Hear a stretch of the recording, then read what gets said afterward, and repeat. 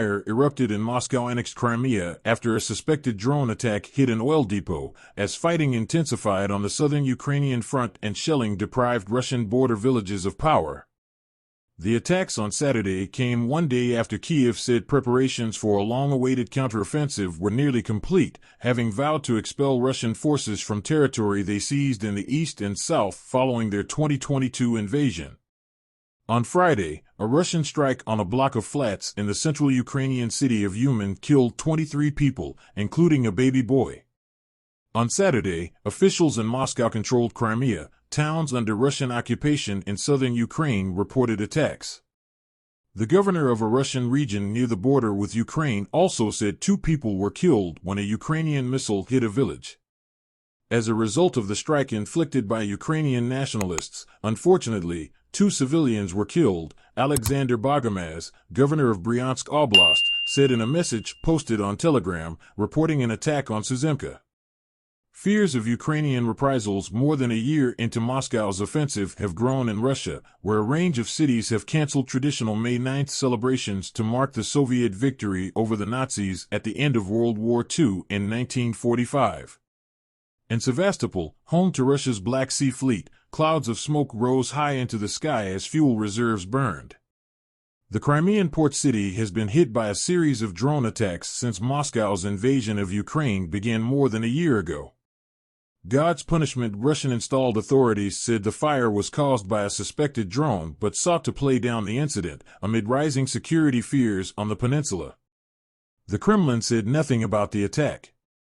It came less than 24 hours after Russia struck a typical Soviet-era housing block in the historic city of Uman, killing more than 24 residents. Ukraine's President Volodymyr Zelensky, in his evening address on Saturday, said 6 children had been killed in the attack. The previous figure given by the authorities had been 5. We will do everything possible to ensure that the terrorist state is held accountable for its actions as soon as possible, he added. Anyone who prepares such rocket attacks cannot but know that they will become an accomplice to murder. The Ukraine leader said that next week would be important in terms of our struggle for justice. He stressed that Kyiv was preparing several important, powerful steps to consolidate our partners and give more energy to the creation of a tribunal for the crime of Russian aggression, and to accelerate the defeat of the terrorist state. Earlier, Kyiv had identified an 18-month-old baby boy as among the victims. One woman is considered missing. The search continues, Ukrainian Interior Minister Igor Klimenko said. Ukraine did not claim the Crimea attack, but military intelligence implied it was revenge for Uman. Andriy Yusov, from the Defense Ministry's intelligence unit, said it was God's punishment, in particular for the civilians killed in Uman. He warned people in Crimea to avoid being near military facilities and facilities providing the aggressor's army in the near future. Intense shelling on the Russian-annexed peninsula, the governor of Sevastopol, Mikhail Razvozeyev, urged Crimeans to remain calm and said nobody was hurt. He estimated the fire was around 1,000 square meters, 11,000 square feet. Razvozeyev insisted that the peninsula's reserves had not been impacted and that authorities had enough fuel for all civilian needs. Earlier this week, Moscow said it had repelled a drone strike on Crimea annexed by Russia in 2014 and used as a launchpad for its invasion. In southern Ukraine, Russian occupation authorities said a key city they control, Novaya Kakhovka, had come under intense shelling and had been cut off from power.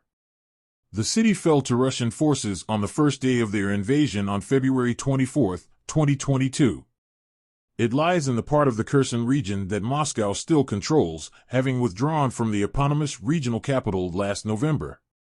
Russian forces urged people in the city to keep calm, saying work to restore power would start after the shelling ends. Russian border villages shelled. The shelling of Novaya Kakhovka came a day after Russian shelling killed a 57-year-old woman in a southern Ukrainian village. Zelensky had promised a response. Inside Russia, there are fears of an expected Ukrainian counteroffensive. The governor of the border Belgorod region, also hit by several attacks during the course of the war, said Saturday that 5 frontier villages were without power after Ukrainian shelling. The power lines are damaged, Gladkov said, adding that there had been no victims. Elsewhere, Russia accused Poland, with whom it has historically poor relations, of a blatant violation of international norms after Warsaw impounded a school run by the Russian embassy in the Polish capital.